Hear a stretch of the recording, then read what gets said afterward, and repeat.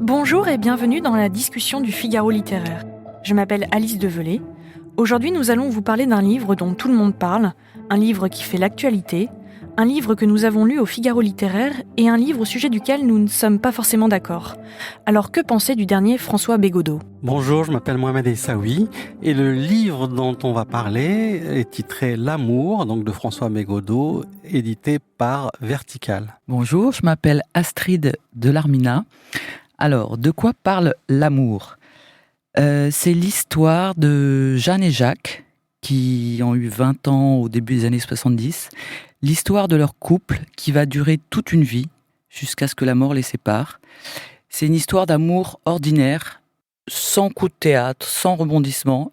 Et à ce titre, c'est un roman extraordinaire parce que construire un roman autour d'une vie qui suit son cours, c'est fabuleux. Et moi, j'ai eu un coup de foudre pour ce roman que j'ai lu début juillet, parce qu'il est à contre-courant, qui décrit deux personnages qui ont un cœur simple, qui ne sont pas dénués de complexité, mais François Bégodeau n'est pas dans l'analyse. Il décrit avec une certaine distance et laconisme, mais au fil du temps, il y a une tendresse qui s'approfondit, une admiration pour ces deux personnes qui vivent dans une petite ville de l'ouest de la France. Elle est d'abord secrétaire, lui il est jardinier. Et petit à petit, il y a aussi une ascension sociale qui s'effectue sans qu'il réclame rien, sans ressentiment, sans grand cri, ni d'indignation, ni de cri d'amour. Voilà, c'est très beau. Alors vous l'avez très bien dit, moi je suis d'accord avec vous. Ce qui est intéressant dans ce livre, c'est que c'est un livre à contre-courant, des histoires d'amour pleines de drama, des fusions, de passion. Là, on est dans l'ordinaire. Ça ne veut pas dire qu'on est dans le terne ou dans l'inintéressant, mais dans la banalité d'un couple. Et c'est un peu les héros de l'ordinaire, ce que j'ai trouvé très, très bien fait. Après, moi j'ai eu un peu de mal au début à rentrer dans le livre parce que j'ai un peu compris les sujets, verbes, compléments, ce que c'était une phrase. Donc bon, voilà. J'ai trouvé le style très sec. Le laconisme m'a fait un peu de mal. J'ai eu un peu de difficulté à rentrer parce que c'était lapidaire, parce que c'était peut-être trop dépouillé. Et puis c'est vrai qu'on s'accroche très vite à ce couple où il se passe pas grand-chose, mais en même temps ça revalorise le quotidien, les jours qui passent sans qu'on les voit vraiment trop passer. Et quand les gens vous disent qu'est-ce qui s'est passé aujourd'hui dans ta journée, je ne sais pas. Et là, il y a cette histoire-là qui s'écrit, qui se dit. Et j'aime bien le fait que le titre du livre, L'amour, ne soit pas une seule fois évoqué dans le livre. C'est un livre très pudique où justement quand on me disait il n'y a pas d'effusion, il n'y a pas de passion, c'est justement l'amour, c'est en filigrane, c'est ce qui se passe entre les lignes.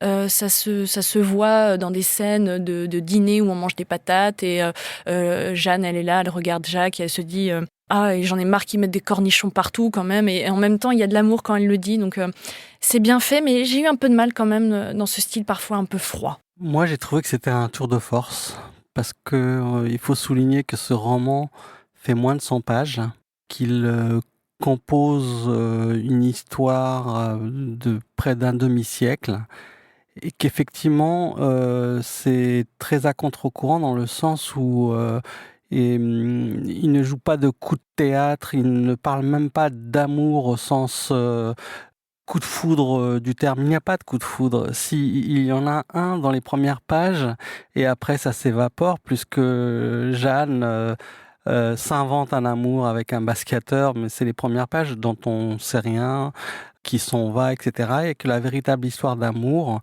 naît de cette rencontre. Et l'autre tour de force, c'est justement, Alice, vous avez évoqué peut-être la sécheresse, mais moi je dirais tout le contraire. C'est-à-dire que c'est en peu de mots, il met de la tendresse. Moi, c'est un livre qui m'a ému à certains moments. Notamment, on ne révélera pas la fin, mais la fin est vraiment... Oui, et c'est ça le véritable amour aussi. Parfois un amour de peu de mots, de silence. C'est de l'invisible et il a réussi à décrire tout ça. Et il faut dire qui est Bégodeau parce que c'est important, parce que au sein de la République des lettres, il a un certain poids. Il est plutôt, allez, j'ose le mot, grande gueule. Il prend des positions politique Marqué. parfois assez marquée, parfois extrême, etc. Et je trouve que ça lui a joué des tours dans le sens où il se cachait derrière ce personnage.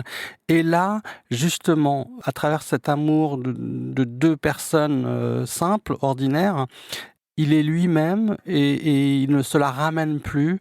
Et justement, effleure cette tendresse qui est infime, mais qui touche juste. Oui, pour revenir à la question du style, Alice, je suis d'accord avec vous. Au début, c'est pas un livre qui nous séduit dès la première page, mais à ce titre, je trouve que le style de Bégodeau colle très bien avec son sujet. Il a choisi une certaine simplicité, sobriété. Il n'y a pas d'analyse complexe. Il montre. Et petit à petit, ça fonctionne. C'est comme l'amour de Jeanne et Jacques. C'est assez banal au début. Une promenade en mobilette, on promène le chien, on se fait un bisou, on finit par se marier. Voilà, on prévoit rien. Et au fil des pages et au fil des jours, des mois, des années, et je trouve qu'il traite très très bien le temps d'un point de vue littéraire, c'est quand même extrêmement réussi. Cette tendresse arrive et voilà. Et c'est ce qu'il a dit d'ailleurs dans une interview, que le temps était le personnage principal du livre. On le voit, il y a des effets de réel qui sont nombreux pour nous faire croire à l'époque, on est dans les années 70, 80, 90. Il y a l'agenda à la Redoute, on roule en mobilette et en Peugeot, il y a Paul Naref qui passe à la radio. Donc il fait exister les jours, il fait exister cette époque. Moi, j'ai trouvé ça, moi qui n'ai pas connu les années 70 ni 80, j'ai trouvé ça très bien. Ça m'a permis d'y croire sans être durant cette époque. Après, mon autre bémol, si je puis me permettre, c'est que comme il n'y a pas de drame, il n'y a pas de tragédie, alors c'est un problème peut-être de projection du lecteur dans le livre, on a un peu envie qu'il se passe quelque chose. Or, comme il se passe rien, et qu'on est dans cette banalité, on est un peu dans une attente, pas déçu, mais en tous les cas dans une attente. Et ce qui peut arriver quand même sur 90 pages, alors que donc c'est un livre très court et bref, c'est qu'on s'ennuie un peu. Moi, il y a des moments où je me suis dit, bon, j'ai compris, j'ai bien envie de tourner la page, là, alors qu'il n'y a pas beaucoup de mots, justement. On est dans une économie de mots, on l'a répété, on a insisté dessus. Et malgré tout, en 90 pages, je me suis ennuyée. Justement, le défi de ce roman, qui est donc, n'oublions pas, hein, c'est une fiction, c'est qu'il révèle la beauté. Et je le comparerais à une nature morte des grands peintres. C'est-à-dire que ce qui est montré est simple. C'est par exemple un panier de fruits. Mais n'empêche que quand c'est des grands peintres qui révèlent cette simplicité, eh ben, il en ressort de la beauté. Un des titres parmi la trentaine de livres qu'a pu écrire François Bégodeau. Donc il y a une dizaine de romans, mais il y a aussi du théâtre, il y a des scénarios de BD. N'oublions pas aussi que c'est l'auteur de Entre les murs, où il a été prof, il a raconté son expérience de prof, et ça a donné d'ailleurs un film qui a eu la Palme d'Or. Et c'est montrer des choses simples, et ça révèle la beauté. Et ça, c'est quand même un trait non, mais il y a de la beauté, ça je suis tout à fait d'accord. Mais malgré tout, on attend. Il y a quand même de l'attente dans le livre. C'est de la projection de lecteur, mais en tous les cas, il y a une attente. Moi, je me suis pas ennuyée parce qu'en fait, j'ai reconnu des couples que je connais. Mais tout le monde a des couples voilà, que tout le monde connaît. J'étais émerveillée de voir les petites scènes de la vie quotidienne. Là, zut, il a perdu la télécommande, etc. Et du coup, je me suis pas ennuyée. Voilà. Après, je comprends, Alice, vous êtes jeune. Oui, et quand on est jeune, on a besoin d'intensité, on a besoin de transgression, voilà. Non, mais pas nécessairement sans tomber dans la caricature, mais c'est vrai que malgré tout, en tous les cas, je n'ai pas connu grand-chose du couple jusqu'ici, mais j'ai quand même l'impression qu'il se passe, il y a des crises, il y a des climax, comme on dit, il y a des moments d'intensité que je ne ressens pas nécessairement dans le livre. Mais c'est ça qui est fort dans ce roman, c'est que ces couples-là, on en voit tout le temps, mais on les remarque pas parce que il n'y a pas de drame, il n'y a pas de choses un peu extravagantes, extraordinaires. Mais Bégodeau montre l'extraordinaire dans dans l'ordinaire. Et ça, quand même, la littérature ne s'est que très rarement emparée de ce genre de vie. Moi, je pense à Un cœur simple. Ça, d'ailleurs, c'est une quasi-nouvelle. Je ne sais plus combien de pages, mais c'est autour d'une trentaine de pages, et qui décrit une vie. Et je pense que le rôle de l'écrivain, c'est aussi de raconter le monde tel qu'il est et pas tel qu'il pourrait être de manière extraordinaire. Évidemment, c'est spectaculaire, mais je trouve que c'est ce qu'il a fait est un tour de force. Moi, personnellement, mais c'est peut-être ma culture qui a fait ça, j'ai trouvé qu'il y avait un coup de théâtre à la fin, Oui, lors du mariage du fils de Jeanne et Jacques.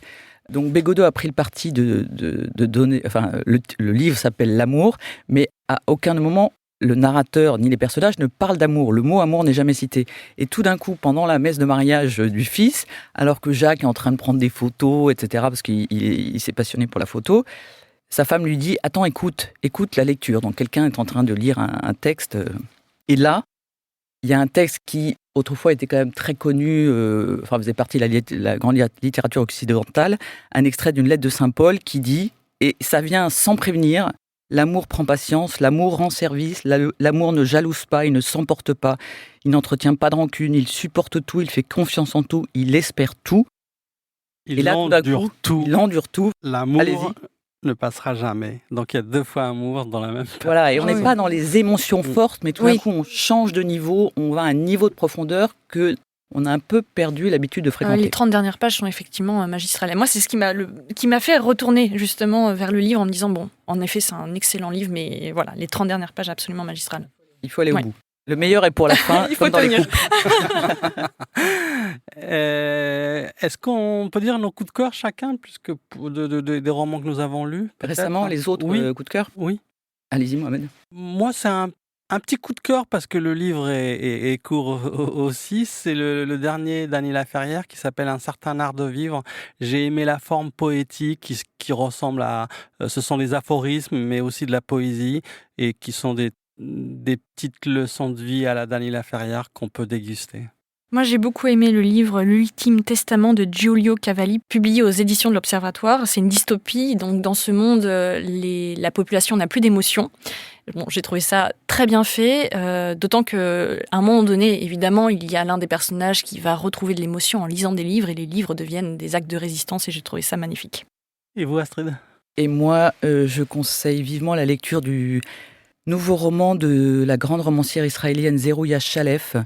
C'est extrêmement romanesque et à travers l'histoire de 2 femmes, plusieurs familles, des couples, c'est toute l'histoire de cette terre depuis 1948 dans toute sa complexité avec un portrait très contrasté de la société israélienne. Et voilà, je le conseille. Il s'appelle Stupeur, c'est publié par Gallimard. Merci à tous de nous avoir écoutés. Merci. À bientôt et vivement notre prochaine discussion. Et on se retrouve bientôt pour Modiano.